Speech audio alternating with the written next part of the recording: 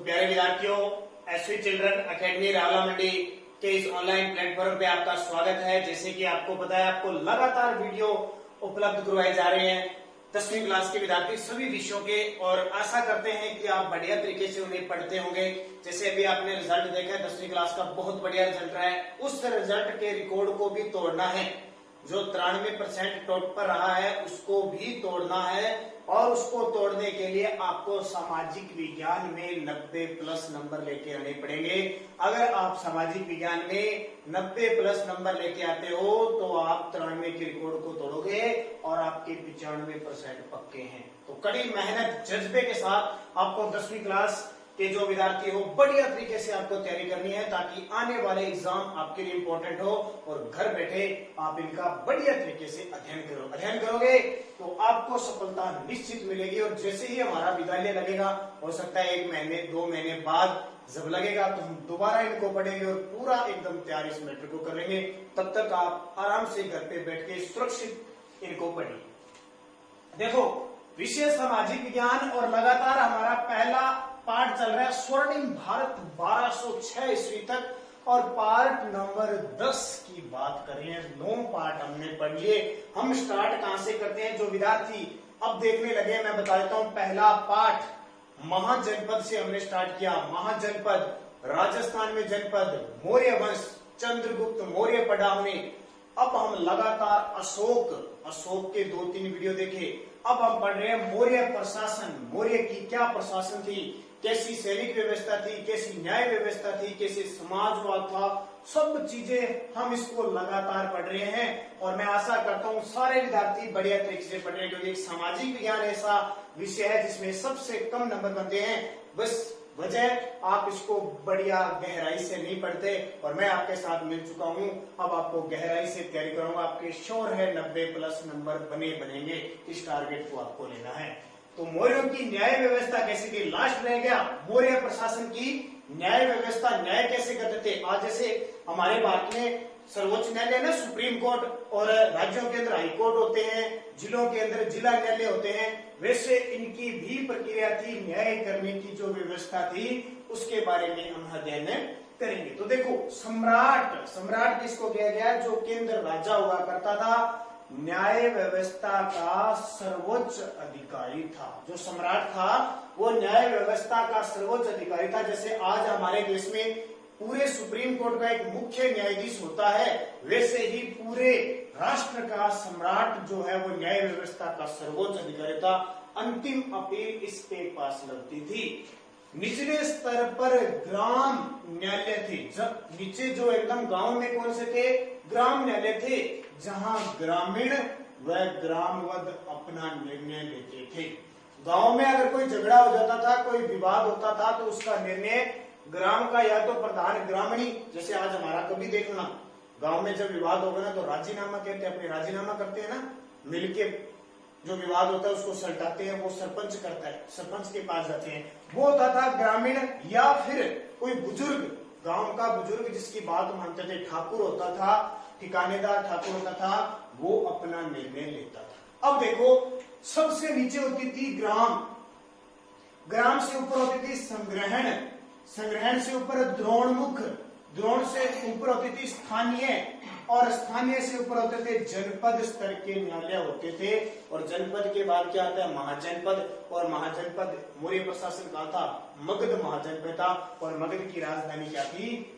मगध की राजधानी आपको पता है पाटलिपुत्र थी। तो सबसे ऊपर जो पाटलिपुत्र का केंद्रीय न्याय था, यानी लास्ट में जो न्याय होता था वो पाटलिपुत्र में होता था। जैसे आज हमारे भारत में न्यायालय कहां है आपको पता है? लास्ट सर्वोच्च न्यायालय नई दिल्ली के अंदर है।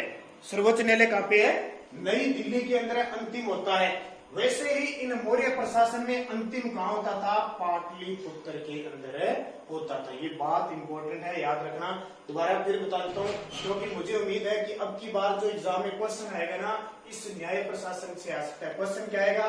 4 नंबर का क्वेश्चन आएगा, मौर्यों की न्याय व्यवस्था के बारे में बताइए। तो सबसे ऊपर होता था महाजनपद पाटलिपुत्र, उससे फिर जनपद, फिर स्थानीय, फिर द्रोणमुख, फिर संग्रह, और नीचे कौन सा होता था? ग्राम। अब मैं आज का उदाहरण देता हूं आपको। कैसे? सबसे नीचे ग्राम ग्राम केंद्र हो जाता, फिर हम जाते हैं थाने के अंदर तहसील में मजिस्ट्रेट के पास जाते हैं, फिर हम जाते हैं जो जिले के अंदर जिला कलेक्टर होता है, मजिस्ट्रेट जिला न्यायालय, वहां जाते हैं, फिर हम हमारा जो जोधपुर हाईकोर्ट है वहां जाते हैं, वहीं न्याय नहीं मिलता तो लास्ट हम कहां जाते हैं, दिल्ली जाते हैं सुप्रीम कोर्ट में। वैसे ही इनका सिस्टम था। समझ में आ गई बात। फिर देखो ग्राम संघ और राजा के न्यायालय के अतिरिक्त, देखो ग्रामों का संघ होता था और राजा के न्यायालय के अतिरिक्त अन्य सभी न्यायालय दो प्रकार के होते थे, अलग से दो प्रकार के रहते। ये तो न्याय व्यवस्था थी, इसके अलावा भी दो न्याय। देखना किताब में साथ साथ पढ़ते रहना, तब आपको ये कहानी समझ में आएगी, क्योंकि प्रशासनिक व्यवस्था थोड़ी सी मुश्किल है। साथ साथ में किताब पढ़ोगे, दोबारा पढ़ोगे तो फिर समझ में आएगी। तो अन्य सभी न्यायालय दो प्रकार के थे। एक तो धर्मस्थीय, धर्मस्थीय।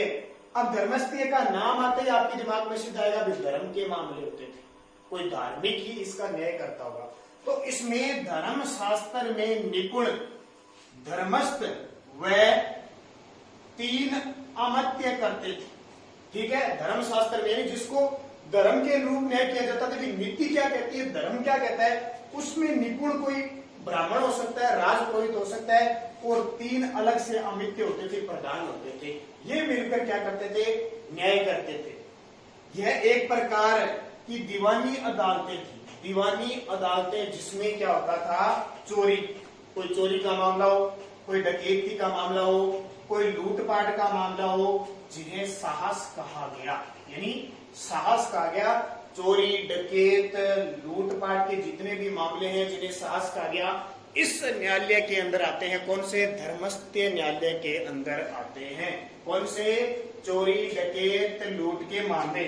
कुवचन, इसके अलावा और भी आते हैं, जैसे कुवचन, मानहानि, मारपीट के मामले भी आते हैं। कुवचन क्या होता है, अगर किसी को गलत शब्द कह दिया, गलत वचन दे दिया।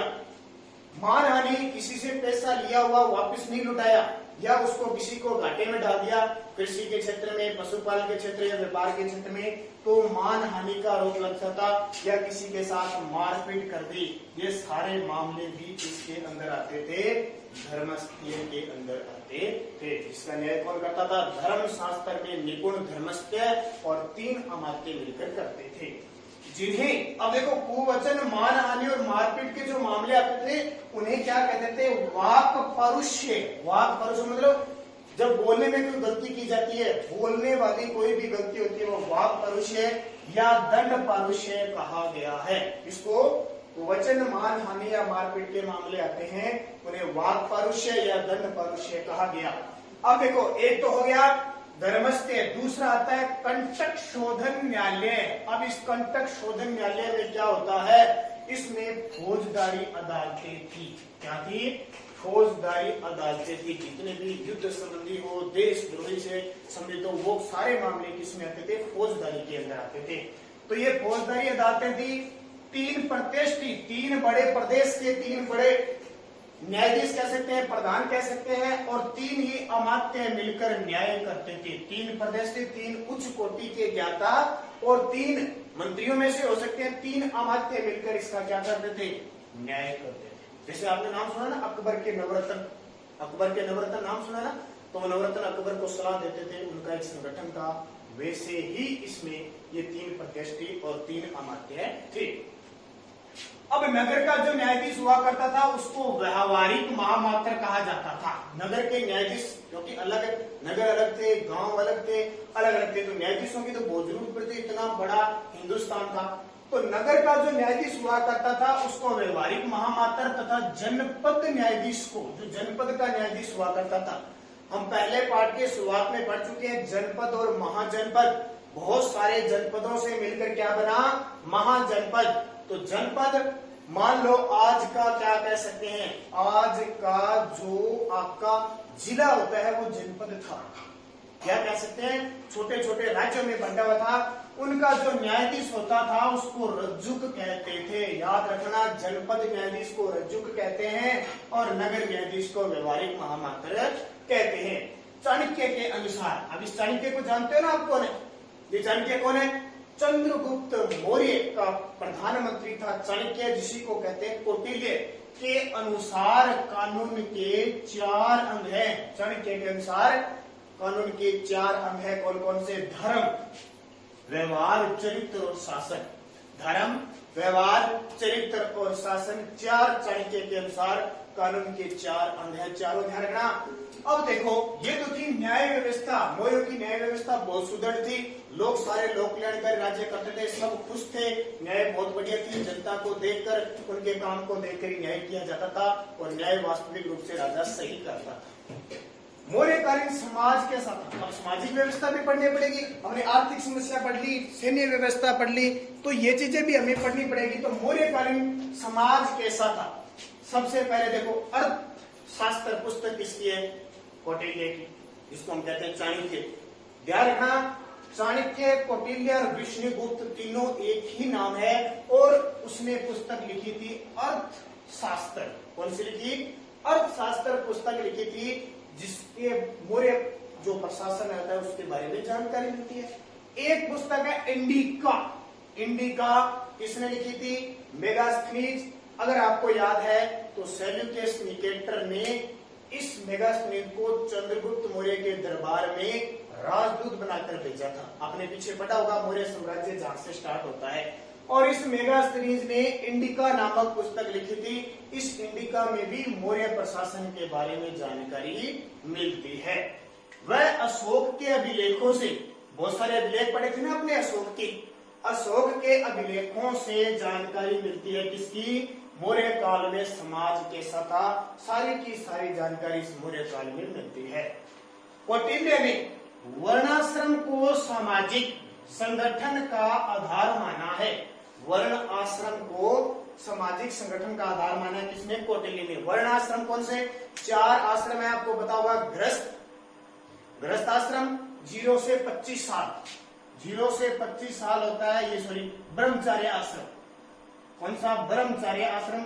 इसमें जो मनुष्य होता है, बालक होता है, वो सारी शिक्षा ग्रहण करता है, सारा कुछ वेद पढ़ता है, सब कुछ करता है।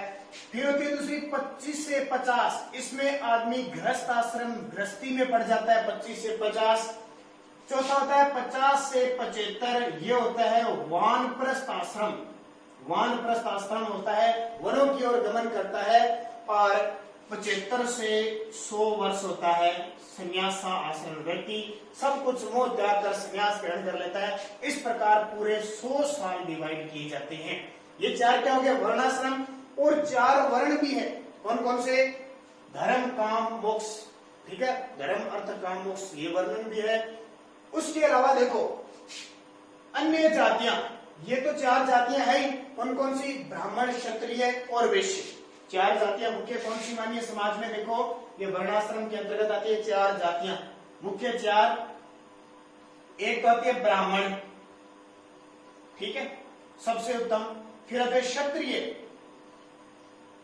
फिर आते हैं वैश्य और फिर आते हैं शूद्र। ये 4 प्रमुख वर्ण थी।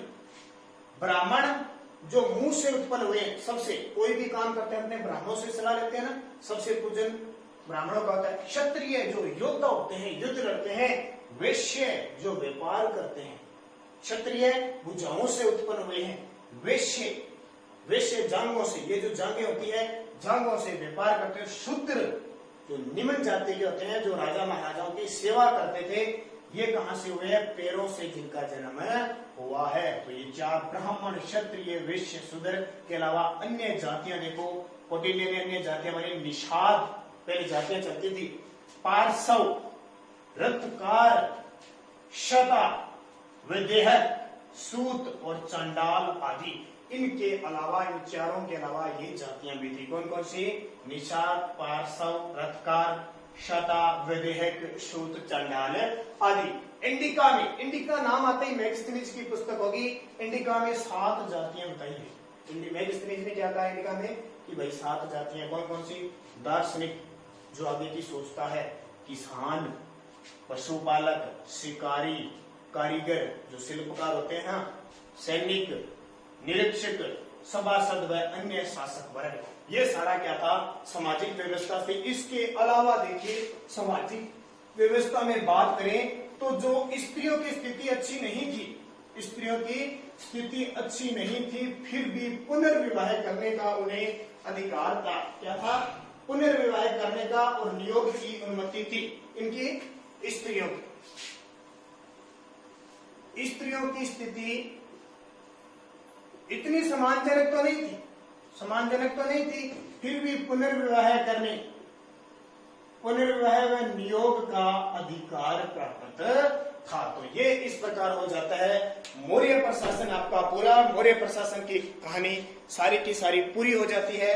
अगले वीडियो में जब हम पढ़ेंगे तो हम शुंग वंश के बारे में और सातवाहन वंश के बारे में पढ़ेंगे।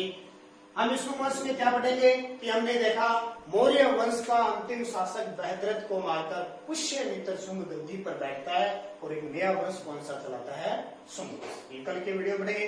तब तक आप मौर्य प्रशासन को बढ़िया तरीके से पढ़ लीजिए। कोई भी कमी हो तो आप कमेंट कर दीजिए, नीचे कमेंट होता है।